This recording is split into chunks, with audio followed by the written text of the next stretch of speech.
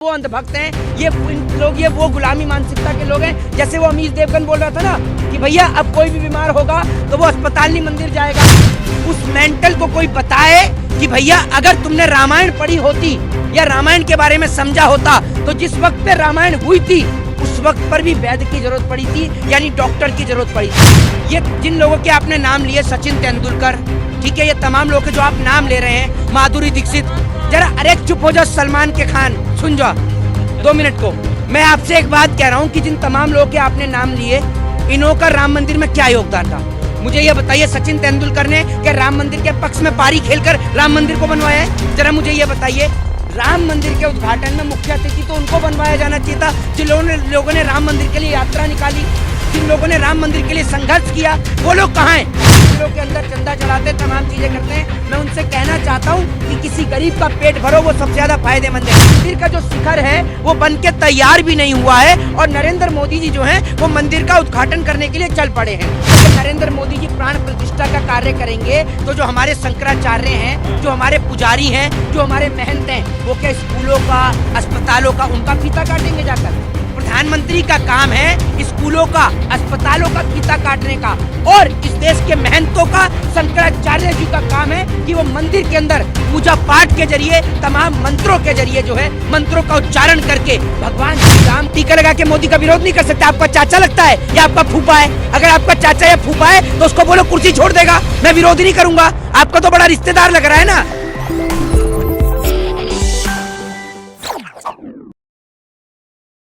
बात मैं आपको बता दूं, वो किसी काम के नहीं तो भाजपा ही है जो किसी काम के नहीं है। इस देश के अंदर राम मंदिर को इतना बड़ा इन लोगों ने एक वो बना दिया अपना वोट बैंक का जरिया कि राम के नाम पर जिस तरीके से भारतीय जनता पार्टी भीख मांगने का काम कर रही है, वोटों की भीख मांगने का काम कर रही है। एक बात मुझे बताइए, सबसे पहले तो जितने भी तमाम हिंदू धर्म के बड़े बड़े स्कॉलर्स हैं, जितने भी तमाम पुजारी हैं, पंडित हैं, उन तमाम लोगों का एक ही चीज कहना है कि जब तक मंदिर का कार्य पूरा नहीं हो जाता, आप मंदिर की प्राण प्रतिष्ठा का कार्य कर कैसे रहे हैं? सबसे बड़ा सवाल ये है। अभी मंदिर का जो शिखर है वो बन के तैयार भी नहीं हुआ है और नरेंद्र मोदी जी जो हैं वो मंदिर का उद्घाटन करने के लिए चल पड़े हैं। एक बात मुझे बताइए, अभी राम मंदिर का शिखर तैयार हुआ नहीं है और उसमें रामलला विराजमान कर दिए जाएंगे। जब रामलला उसमें विराजमान हो जाएंगे तो उसके बाद जब वो शिखर पर चढ़ेंगे काम करने के लिए मजदूर लोग, तो राम जी के सर पे पांव रखेंगे, भगवान के सर पर पांव रखेंगे। इससे भगवान का अपमान होगा। लेकिन जिस तरीके से भारतीय जनता पार्टी के अंधभक्तों ने इस देश के अंदर अपने जमीर को, अपने धर्म को और अपने दिमाग को सबको गिरवी रख दिया सिर्फ बीजेपी के कदमों में, उन्होंने मोदी के आगे भगवान श्री राम को भी छोटा कर दिया। ये लोग अंधभक्ति में इतने पागल हो गए कि ये लोग अब तस्वीरों पर भी आपत्ति नहीं जताते। तो मोदी का विरोध करते करते राम मंदिर का विरोध पे उतर आए, राम का विरोध करने लगे आप लोग। भाई तेरा दिमाग संतुलन कुछ खराब है। आप तमाम पत्रकार यहाँ खड़े, मैंने राम का कोई विरोध किया है? मैंने राम का कोई विरोध किया? मैं आपसे पूछना चाहता हूँ, आपका कुछ मानसिक संतुलन खराब हो गया है क्या? ये भारतीय जनता पार्टी के वो अंधभक्त हैं, ये लोग, ये वो गुलामी मानसिकता के लोग हैं। जैसे वो अमीश देवगन बोल रहा था ना कि भैया अब कोई भी बीमार होगा तो वो अस्पताल नहीं मंदिर जाएगा। उस मेंटल को कोई बताए कि भैया अगर तुमने रामायण पढ़ी होती या रामायण के बारे में समझा होता तो जिस वक्त पे रामायण हुई थी उस वक्त पर भी वैद्य की जरूरत पड़ी थी, यानी डॉक्टर की जरूरत पड़ी थी। जिस वक्त पर लक्ष्मण जी मूर्छित हो गए थे तो लक्ष्मण जी को जीवित करने के लिए लंका से सुसैन वैद्य को लाया गया, जिस सुसैन वैद्य ने बताया कि जब संजीवनी बूटी लाई जाएगी जिससे लक्ष्मण जी जो हैं, जो मूर्छित हो गए थे, वो वापस से जीवित होंगे। तो इन्हें कौन समझाए कि उस वक्त में भी डॉक्टरों की जरूरत पड़ गई थी? तो आज तो फिर भी हम लोग एक अच्छे भारत में जी रहे हैं जहां पर हमें डॉक्टर्स के बिना कोई काम होता नहीं है। हर आदमी अगर बीमार होता है तो अस्पताल ही जाता है। लेकिन ये लोग ऐसे जो मानसिक तौर पर गुलाम हैं, इनको कोई बताए कि रामायण में भी डॉक्टर की जरूरत पड़ी थी तो आज भी डॉक्टरों की जरूरत है। इतना सर्दी का समय है, जिनके आस्था है वो लोग पैदल जा रहे हैं। एक बात मुझे बताइए, इतने तमाम लोग जो पैदल जा रहे हैं, क्या वो राम जी के दर्शन कर पाएंगे? आप मुझे ये बताइए। राम जी के दर्शन तो पहले ही बुक हो गए, वीआईपीओ के अलग, वीवीआईपीओ के लिए अलग। मतलब राम को भी इन्होंने पैसे वालों के लिए बांट दिया। मैं आपसे पूछता हूं कि क्या गरीब आदमी राम के दर्शन कर पाएगा? मुझे ये बताइए, गरीब आदमी को तो मार के भगाया जाएगा वहां से। आप देखिएगा भीड़ में जब प्रधानमंत्री आएंगे तो लाखों लोगों को जो है वो भगाया जाएगा किस तरीके से, आप भी ये देखिएगा। दूसरी बात ये कि जो हमारे चारों पीठ के जो शंकराचार्य हैं उन्होंने जिस तरीके से बयान दिया वो सबने देखा। पहली बात ये, सबसे बड़ा सवाल ये कि अकॉर्डिंग टू हिंदू धर्म के मुताबिक कोई भी यज्ञ बिना पत्नी के संपूर्ण नहीं हो सकता। इसका सबसे बड़ा उदाहरण है ब्रह्मा जी। वो ब्रह्मा जी जिन्होंने सृष्टि का निर्माण किया, आपको पता होगा कि जब उन्होंने माता सावित्री के बिना यज्ञ किया तो जब माता सावित्री ने उन्होंने श्राप दिया था वो पूरे देश को पता है, भाजपा के नेताओं को छोड़कर, क्योंकि भाजपा के नेताओं ने कभी धर्म के बारे में पढ़ा नहीं है।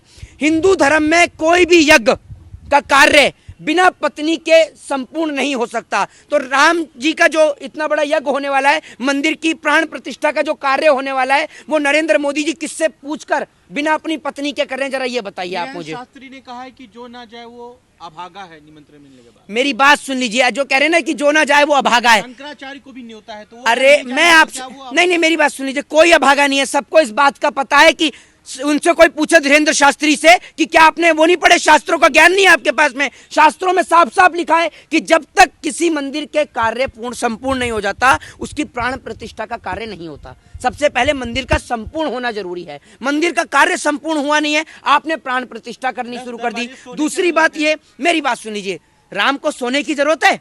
वो राम जिन्होंने अपने जीते जी 14 वर्ष का वनवास काटा, आप कह रहे कि सोने के दरवाजे, मैं कहता हूं हीरे के भी दरवाजे लगा दो। राम को ना सोने की जरूरत है ना हीरे की जरूरत है। राम तो वो हैं जिनके आगे हम सब लोग हाथ फैलाते हैं, हम राम से मांगते हैं, हमारी औकात नहीं है राम को कुछ देने की। ये तो वो तमाम लोग हैं जो मंदिरों के अंदर चंदा चढ़ाते, तमाम चीजें करते हैं। मैं उनसे कहना चाहता हूं कि किसी गरीब का पेट भरो, वो सबसे ज्यादा फायदेमंद है, क्योंकि ईश्वर हमें देने वाला है, ईश्वर हमसे कुछ लेता नहीं है, ये याद रखिएगा। मकान दे दिए रामलला को, आप कहाँ? मोदी जी की औकात है मोदी जी की औकात है कि राम जी को पक्का मकान दे देंगे? आप ना अपना मुंह बंद करके बैठ जाइए, अगर धर्म के बारे में आपको कुछ नहीं पता तो। लगा के मोदी जी का विरोध कर रहे हैं। किसका टीका लगा के मोदी का विरोध नहीं कर सकते? आपका चाचा लगता है या आपका फूफा है? अगर आपका चाचा या फूफा है तो उसको बोलो कुर्सी छोड़ देगा, मैं विरोध नहीं करूंगा। आपका तो बड़ा रिश्तेदार लग रहा है ना।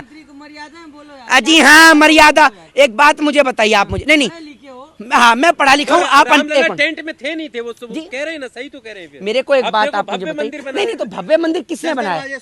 मैं आपसे पूछ रहा हूँ किसने बनाया भव्य मंदिर? आज राम का मंदिर बन रहा है, जिस राम के मंदिर से देश के तमाम लोगों को खुशी है कि भाई जो हिंदुओं की आस्था का एक प्रतीक था राम मंदिर, आज वो बनके तैयार हो गया। लेकिन मैं एक चीज कहना चाहता हूँ कि इस राम मंदिर का जो उद्घाटन है, ये जो तमाम हमारे शंकराचार्य चारों पीठ के, उनकी निगरानी में होना चाहिए था। दूसरी बात ये, 17 अप्रैल रामनवमी का दिन था। रामनवमी का दिन, जिस दिन भगवान श्री राम का जन्म हुआ, उस दिन उनके जन्मदिन के अवसर पर इस राम मंदिर का उद्घाटन होना चाहिए था। प्रतिष्ठा में आप कैसे देख रहे हैं, क्या प्राण प्रतिष्ठा मोदी जी को करना चाहिए नहीं, ये बता। मैं आपसे ये पूछता हूं कि अगर नरेंद्र मोदी जी प्राण प्रतिष्ठा का कार्य करेंगे तो जो हमारे शंकराचार्य हैं, जो हमारे पुजारी हैं, जो हमारे महंत हैं, वो क्या स्कूलों का, अस्पतालों का उनका फीता काटेंगे जाकर?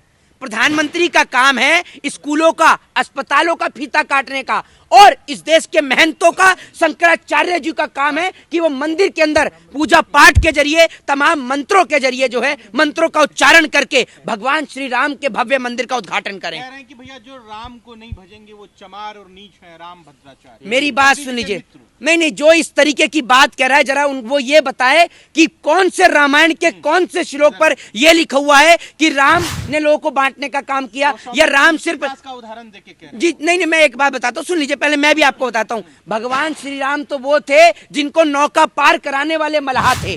भगवान श्री राम तो वो थे जिन्होंने सबरी के झूठे बेर खाए। राम का तो एकमात्र उद्देश्य था इंसानियत और मानवता से प्रेम करने का। इन लोगों ने राम को बांटने का काम किया। एक बात मुझे बताइए, राम ने कभी कहां लिखा कि मैं सिंह हूं, या मैं ठाकुर हूं, या मैं क्षत्रिय हूं? कहीं लिखा है राम ने? या कृष्ण ने कहीं लिखा हो कि मैं यदुवंशी हूं? इन लोगों ने भगवान को बांटने का काम किया है। ईश्वर सबके हैं, ये बीजेपी के जो लोग हैं, ईश्वर सबके हैं। और भगवान श्री कृष्ण श्रीमद् भगवत गीता के अंदर लिखते हैं नर ही नारायण है, यानी इंसान। अब संत तो, एक मिनट, संत तो राम रहीम भी थे, आशा राम भी थे, चिरमयानंद भी थे, नित्यानंद भी थे, ये भी तो संत थे। इनका क्या हुआ? अरे भैया, अभी एक वो मैं देख रहा था, वो जो क्या कहते हैं बहुत सारे, एक वो पंखे वाला बाबा आ गया, इनको भी संत बोलेंगे आप? हैं? बताइए ना। नागा साधु कह रहे हैं कि आप एक लोग अभी मैं सुन पापी लीजिए, अधर्मी हैं आप लोग। एक सोशल मीडिया पे वीडियो देख रहा हूँ उसमें, नहीं आप लोग पापी अधर्मी है जो राम जन्मभूमि नहीं जा रहे हैं। अच्छा, हाँ, हम तो राम पहले ही का होके आ सेवा गए। नहीं कर रहे नहीं हैं। नहीं नहीं, एक बात मुझे बताइए, हम पापी और अधर्मी नहीं बनना चाहते। अगर आपके अंदर इतना दम है तो सबकी टिकट करा दो ना। एक अरे बात बस मुझे बताइए, पैदल जाइए, हैं? बस से जाइए। अच्छा एक बात मुझे बताइए, सब चले जाएंगे, चला भी मैं जाऊंगा, राम जी के दर्शन आप कराएंगे मुझे? मोदी जी कराएंगे, जाइए मोदी तो, जी कराएंगे? जाइए तो। मोदी जी, अरे ओ मोदी जी के चापलूस, मोदी जी का जूते चाटने वाले, जरा सुन लो कान को खोल के, मोदी जी कराएंगे। मोदी जी ऐसे व्यक्ति हैं जो वहां पर भी फोटोग्राफी के सेशन में बिजी रहेंगे, ये याद रखिएगा। वहां देखने थे कल भी लक्षद्वीप पे, कभी वहां तमाम जगह पे बैठ के वो टिकटॉक बना रहे हैं। दीक्षित, सचिन तेंदुलकर, भैया ये विराट कोहली। मैं आपको क्या बोल रहा हूँ, ये तमाम लोगों को बुलाया जाए, मैं आपसे कह रहा हूँ। नहीं नहीं, सलमान खान भी जा रहे हैं। एक बात मुझे आप बताइए, खुश हैं एक कि मिनट, नहीं? मैं उनके बता सवाल रहा का हूँ, मैं तो राम जी के मंदिर से बहुत खुश हूँ। मैं एक बात अरे आपसे भैया, पूछना इनके चाहता आने से हूँ। खुश हैं। अरे इनके आने का मैं आपको बताता हूँ। ये जिन लोगों के आपने नाम लिए, सचिन तेंदुलकर, ठीक है, ये तमाम लोगों के जो आप नाम ले रहे हैं, माधुरी दीक्षित, सलमान खान। जरा अरे चुप हो जाओ, सलमान के खान, सुन जाओ 2 मिनट को। मैं आपसे एक बात कह रहा हूँ कि जिन तमाम लोगों के आपने नाम लिए, इन्हों का राम मंदिर में क्या योगदान रहा, मुझे ये बताइए। सचिन तेंदुलकर ने क्या राम मंदिर के पक्ष में पारी खेलकर राम मंदिर को बनवाया है? जरा मुझे ये बताइए।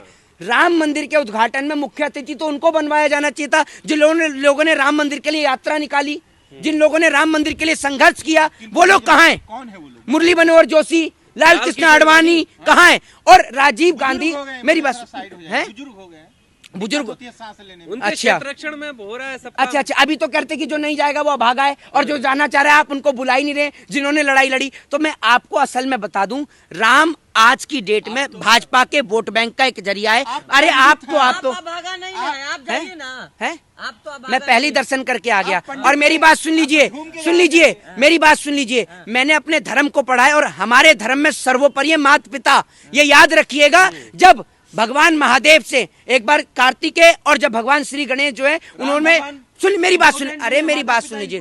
मेरे लिए सर्वोपरि पहले मेरे माता पिता हैं। अगर मैं अपने माता पिता को अनाथ आश्रम में छोड़ता हूँ या वृद्धाश्रम में छोड़ता हूँ, और उसके बाद मैं राम के दर्शन करने जाता हूँ, तो मेरे लिए उनको भी ले जाइए, उनको भी दर्शन करवाइए ना, पुण्य के भागीदार बनिए। एक मिनट, अब सब चुप हो जाए। ये जितना नरेंद्र मोदी की गुलामी चाट पत्रकार जिस तरीके से भौंकने का काम कर रहा है, इससे एक ही सवाल करूंगा, और अगर ये इस सवाल का जवाब दे दे तो आप जो कहेंगे मैं करने को तैयार हूं। राम का पूरा नाम बताओ जरा, क्या है राम का नाम? गूंगा हो गया? तेरे मुंह में फेविकोल अटक गई अब है? अरे गूंगा है क्या भाई? अभी तो चिल्ला रहा था कौए की तरह, काऊ काऊ करके। श्री रामचंद्र जी है? बता तो दिया। अरे भैया मेरी बात तो सुन लीजिए, अरे मेरी बात तो सुन लीजिए। अरे अरे हाँ मैं बता रहा हूँ, ये काहे को गूगल इतने सर के और इनसे पूछ के बता रहे क्या नाम है आपका, इधर तो आओ। ये जो पीछे से भौंकने का काम करते हैं, हाँ सचिन नाम है मेरा। अरे भैया पहले राम को पढ़ लो, ठीक है, सचिन नाम है। नाम बदलने का, अभी तक तो मुख्यमंत्री नाम बदला था, अब आप भी नाम बदलने लग गए। तो इस तरीके की बेशर्मी छोड़ दो, और राम के नाम पे जो ना हवा बनाना बंद कर दो। शिक्षा के नाम पर, महंगाई के नाम पर, बेरोजगारी के नाम पर चर्चा करो। जय हिंद, जय। मंदिर कब जाओगे? देखिए मंदिर मेरी आस्था का प्रतीक है, मंदिर के सब लोग दर्शन कर लेंगे, मंदिर में थोड़ी भीड़ भाड़ हल्की हो जाएगी, तो मंदिर के दर्शन हम करेंगे। मंदिर के दर्शन तो मैं पहले भी करके आया हूँ। और एक बात मैं कहता हूँ, एक बात याद रखिएगा, राम जी चले ना हनुमान के बिना, ये याद रखिएगा। हनुमान जी का पहले मंदिर बनना चाहिए था, राम जी के साथ साथ हनुमान जी का मंदिर भी हनुमानगढ़ी में बनना चाहिए था, लेकिन वो तो बना नहीं अभी तक, और आधे अधूरे मंदिर का उद्घाटन हो रहा है। जी बिल्कुल।